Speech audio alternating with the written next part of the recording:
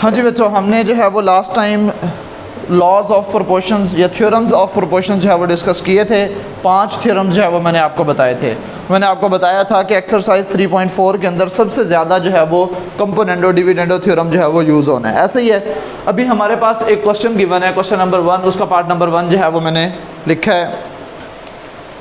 Part number 1 कह रहा है कि आपने प्रूव करना है कि A ratio B C ratio D के इक्वल है अगर आपको गिवन ये हो, दी गई ये एक्सप्रेशन ये दिया गया है और आपने प्रूव ये करना है। तो आप क्या करोगे बेटे, पहले पूरे क्वेश्चन के अंदर सब कुछ यही कुछ है। आपने क्या करना है बेटे, इस गिवन एक्सप्रेशन के ऊपर आपने कंपोनेंडो डिविडेंडो थ्योरम अप्लाई कर देना है। ठीक है, क्या अप्लाई कर देना है? कंपोनेंडो डिविडेंडो थ्योरम जो है वो अप्लाई करेंगे। ठीक है,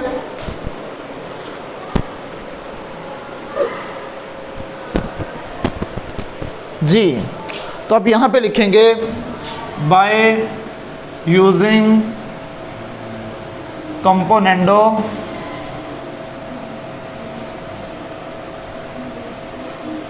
डिविडेंडो थ्योरम।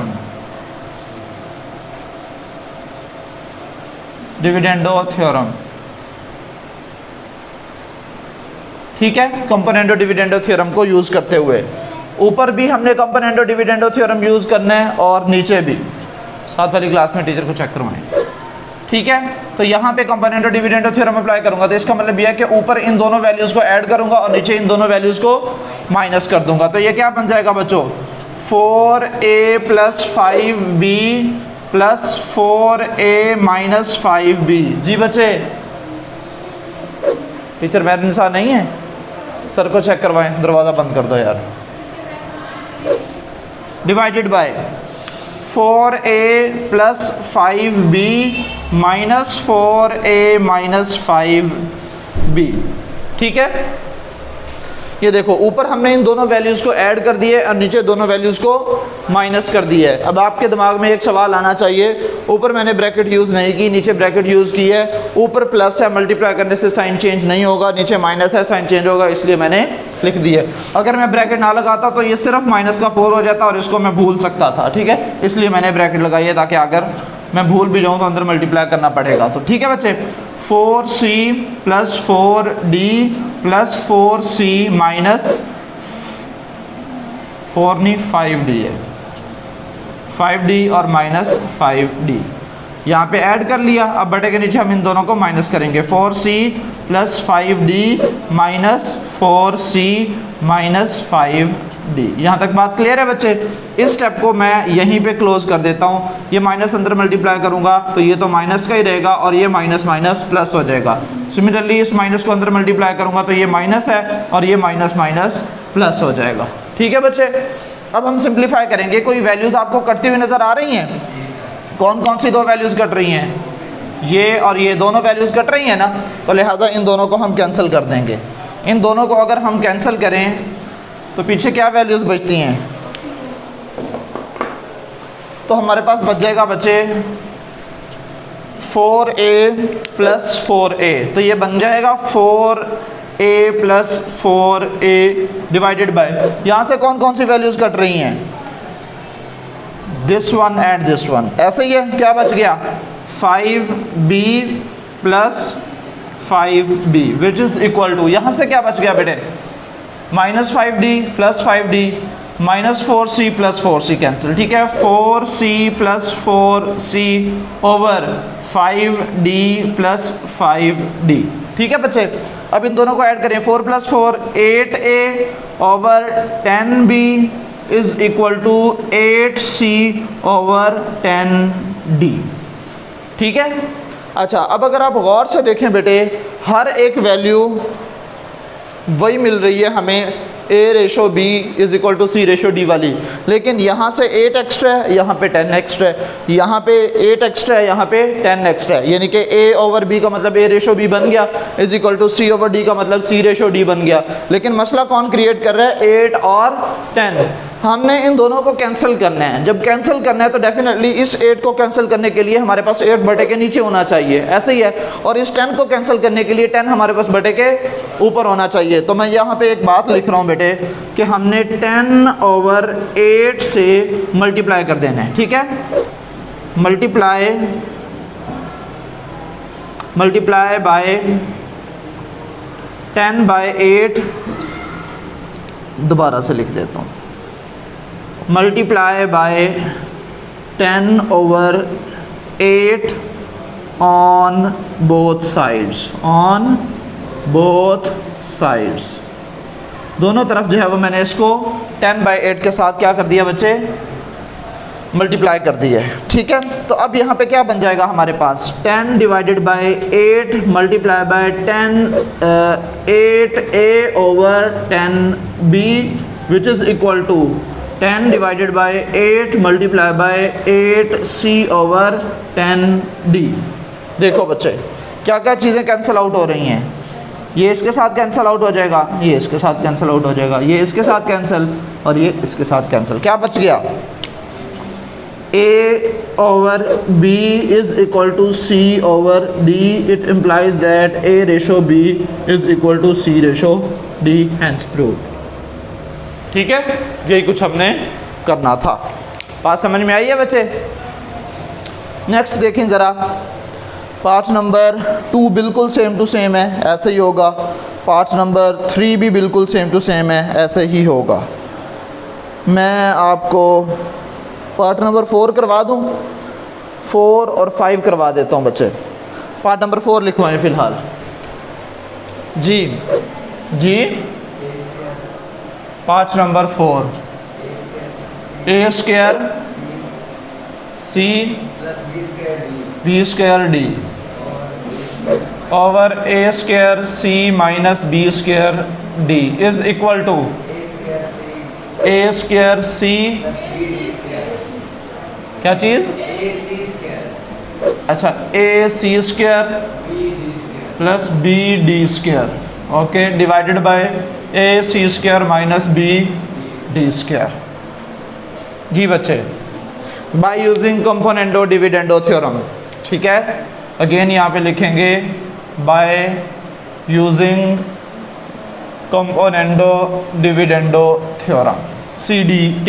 ठीक है, कंपोनेंडो डिविडेंडो थ्योरम।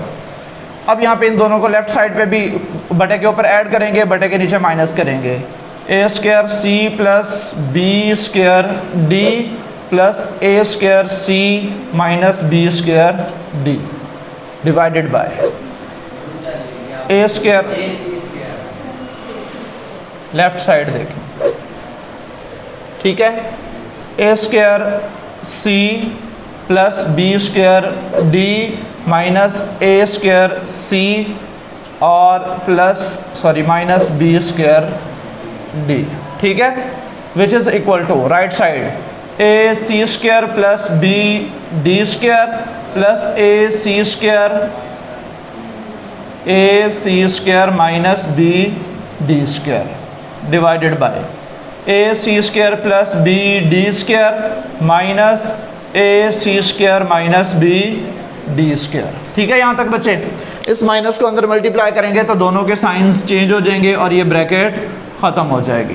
ठीक है, यहाँ पे भी इसको अंदर मल्टीप्लाई करूँगा तो साइन चेंज हो जाएगा और ब्रैकेट ख़त्म हो जाएगी। अब इसको कैंसिल करेंगे बच्चे, पॉजिटिव और नेगेटिव वैल्यूज़ कैंसिल आउट हो जाएंगी। यहाँ से भी पॉजिटिव और नेगेटिव वैल्यूज़ कैंसिल आउट हो जाएंगी। यहाँ पे भी नेगेटिव और पॉजिटिव ये कैंसिल, और ये नेगेटिव और ये पॉजिटिव ये भी कैंसिल। क्या बच जाएगा हमारे पास, a² c plus a² c, 2a² c नहीं बच जाएगा। यहाँ से b² d over plus b² d, तो 2b² d बच जाएगा, which is equal to a² c ac² plus ac², 2ac² बच जाएगा, divided by bd² plus bd², 2bd का स्क्वायर हो जाएगा। ठीक है, सबसे पहले तो ये चीज़ें जो कट रही हैं ना, इसको कैंसिल करने के बाद क्या बचेगा हमारे पास, a² c over b² d which is equal to ac² over bd²। लेकिन अब यहाँ पे आपने याद ये रखना है कि हमें यहाँ पे नोमिनेटर में क्या चाहिए, सिर्फ a चाहिए, डिनोमिनेटर में सिर्फ b चाहिए। तो यहाँ पे एक a भी एक्स्ट्रा है, c भी एक्स्ट्रा है, तो इसका मतलब ये है कि जो मैं मल्टीप्लाई करूँगा उसके डिनोमिनेटर में a और c होना चाहिए। और यहाँ से क्या चाहिए हमें, b, और यहाँ से हमें डी को कैंसिल करना है, तो एक बी कैंसिल करना है और एक डी कैंसिल करना है, तो इसका मतलब बी डी बटे के नीचे होना चाहिए। राइट साइड पे देखें ज़रा, यहाँ पे हमें क्या चाहिए, सिर्फ सी चाहिए, ए और सी दोनों को कैंसिल करना है, तो डिनोमिनेटर में ए सी आना चाहिए। और यहाँ बटे के नीचे क्या चाहिए, हमें सिर्फ डी चाहिए, बी और डी कैंसिल आउट होना चाहिए। तो हम किसके साथ मल्टीप्लाई और डिवाइड करेंगे बच्चे, यहाँ से देख लें, ये देखो मल्टीप्लाइंग बाय। अब यहाँ पे नोमिनेटर में हमें क्या चाहिए बच्चों, हमें सिर्फ ए चाहिए, तो इसका मतलब ये है एक ए एक्स्ट्रा है और सी भी एक्स्ट्रा है। डिनोमिनेटर में हमें क्या चाहिए, हमें सिर्फ बी चाहिए, तो एक बी भी एक्स्ट्रा है और एक डी भी एक्स्ट्रा है। जब इसके साथ मल्टीप्लाई करेंगे तो ये भी कैंसिलेशन हो जाएगी, इधर भी कैंसिलेशन हो जाएगी, on both sides.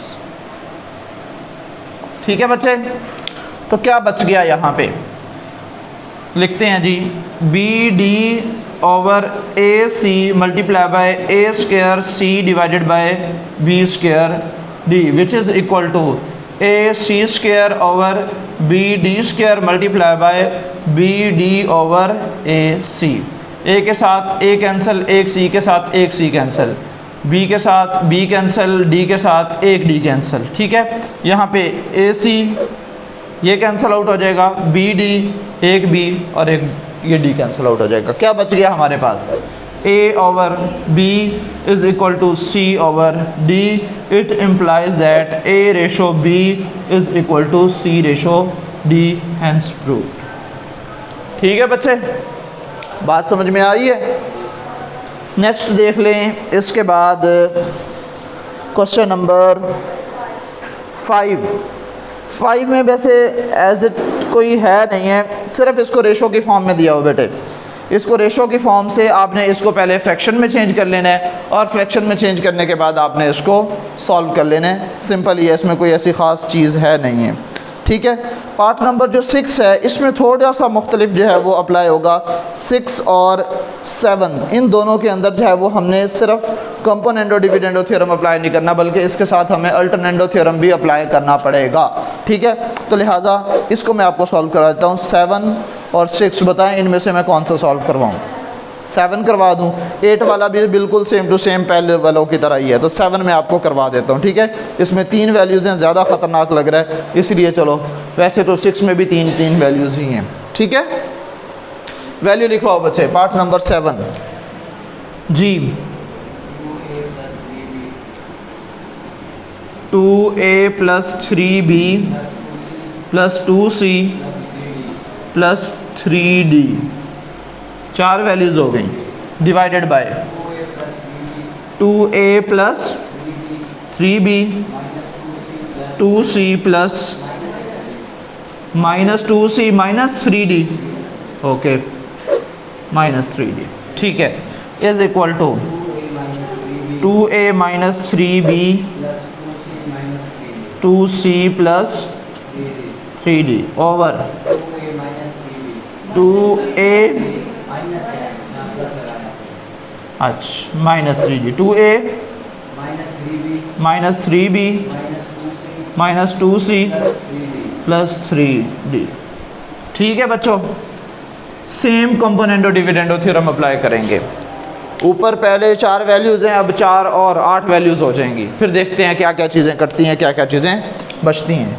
Bye using componendo dividendo theorem, bye using componendo dividendo theorem.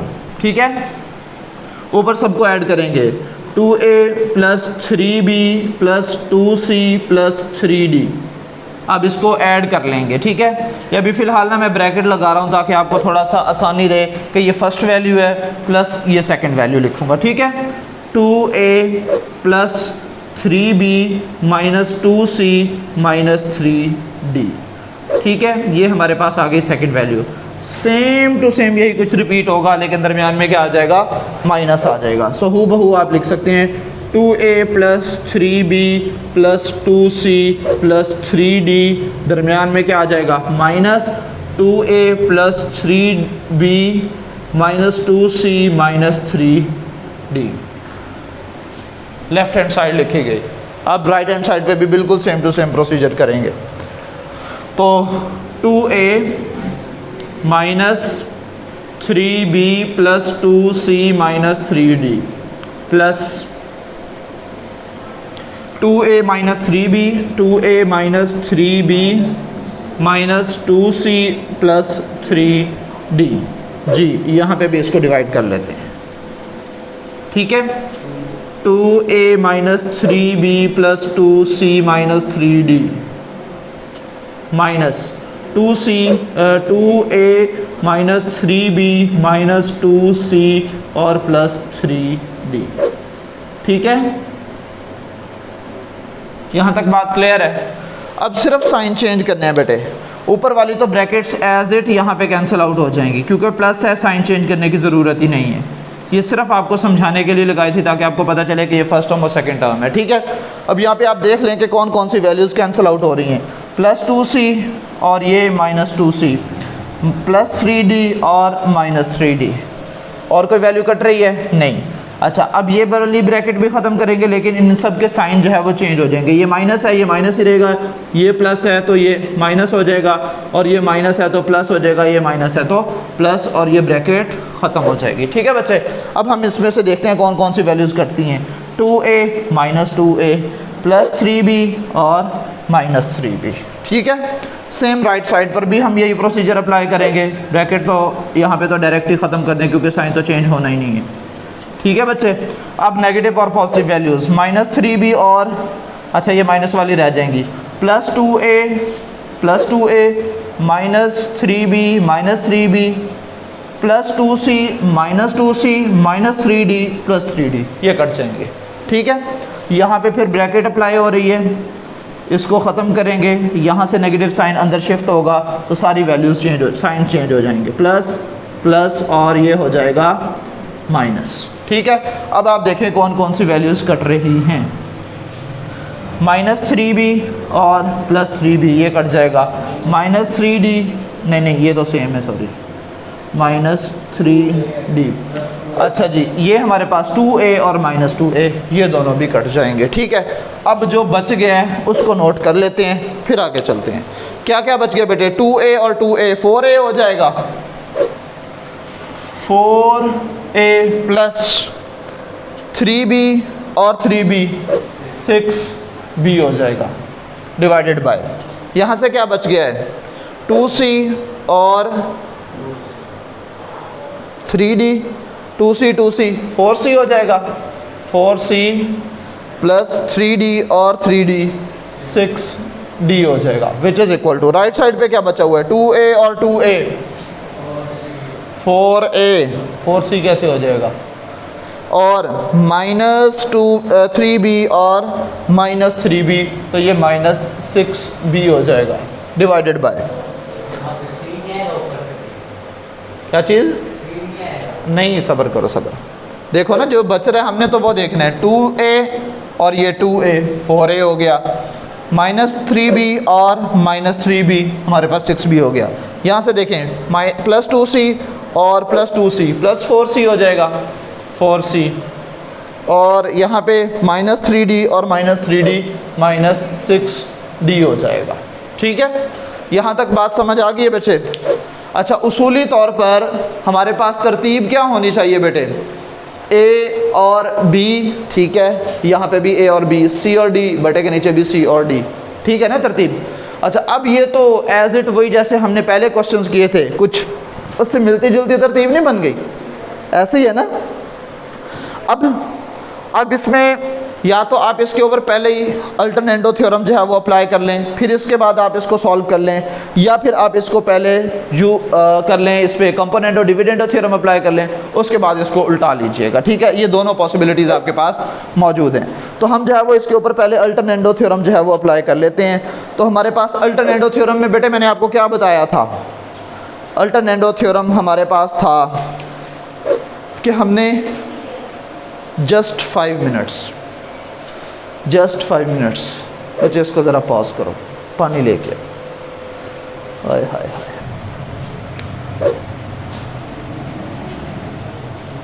Bye using alternendo theorem. ठीक है, अल्टरनेटो थ्योरम में हमने क्या करना होता है बेटे, इन दोनों की पोजीशन चेंज हो जाती है, इन दोनों की क्या हो जाती है, पोजीशन अल्टरनेट कर देते हैं। तो क्या बन जाएगा हमारे पास 4a plus 6b over 4a minus 6b minus 6b। ठीक है, is equal to 4c plus 6d over 4c minus 6d। अब आप कहेंगे हमें क्या नतीजा निकला, हमारा जवाब तो नहीं आया, जवाब आएगा भी नहीं। अभी इसके ऊपर again componendo dividendo theorem apply करना पड़ेगा, फिर जाके इसका आंसर आएगा। अब मैं फटाफट इसको डायरेक्ट जो है वो लिख दूंगा। ठीक है, देखो बच्चे, इन दोनों को हमने ऐड करना है, 4a plus 6b plus 4a minus 6b over 4a, जी डायरेक्ट भी काट सकते हैं, ये और ये ऐसे नहीं, इस तरह से नहीं कटेंगे। इस तरह से अगर डायरेक्ट कटते होते तो फिर हमें कंपोनेंडो डिविडेंडो थ्योरम वाला पंगा लेने की क्या ज़रूरत थी। तो इस तरह से नहीं कट सकते, इस तरह से सिर्फ एक सूरत में कट सकते हैं, जब दोनों में से एक ही वैल्यू ऊपर भी कॉमन हो नीचे भी कॉमन हो, फिर जो है वो कटेंगे, अदरवाइज़ नहीं कट सकते। ठीक है, तो ये हमारे पास माइनस में, और ये 4a plus 6b minus 4a plus 6b। इस बात की समझ आइए, ये माइनस सिर्फ अंदर मल्टीप्लाई हो जाएगा। सेकंड टाइम जब ये वैल्यू लिखूंगा ना, इधर प्लस था तो साइन चेंज नहीं हुआ, इधर प्लस होगा तो साइन माइनस होगा तो साइन चेंज हो जाएंगे। 4c plus 6d over plus 4c minus 6d divided by 4c plus 6d minus 4c plus 6d हो जाएगा। जो माइनस था ये माइनस मल्टीप्लाई होगा तो प्लस हो जाएगा। ठीक है, छुरा फेर दें, काट दें जो वैल्यूज़ कटती हैं, ये दो माइनस वाली वैल्यूज़ कट जाएंगी और ये दोनों प्लस माइनस वाली वैल्यूज़ कट जाएंगी, ये दोनों कट जाएंगी और ये दोनों कट जाएंगी। ठीक है, क्या बच गया हमारे पास, 4 और 4 8a ओवर 6 और 6 12b इज़ इक्वल टू 4 और 4 8c ओवर 12d। तो किसके साथ मल्टीप्लाई करेंगे हम, 12 ओवर 8 के साथ। ठीक है, 12 ओवर 8 के साथ मल्टीप्लाई, ये मैं यहीं पे कर रहा हूँ बेटे, 12 ओवर 8 12 ओवर 8, ये इसके साथ कैंसिल, ये इसके साथ कैंसिल, ये इसके साथ कैंसिल, ये इसके साथ cancel. a over b is equal to c over d। It implies that a ratio b is equal to c ratio d, और यही आपका आंसर था। ठीक है बच्चे, तो ये आपका क्वेश्चन नंबर 1 जो है वो कंप्लीट हो गया है। ठीक है बच्चों, पार्ट नंबर 8 खुद कर लीजिएगा, हो जाएगा आपसे, सिंपल है। ठीक है बच्चों, और समझ आइए बात। कल इंशाल्लाह फिर हम क्वेश्चन नंबर 2 जो है वो स्टार्ट करेंगे।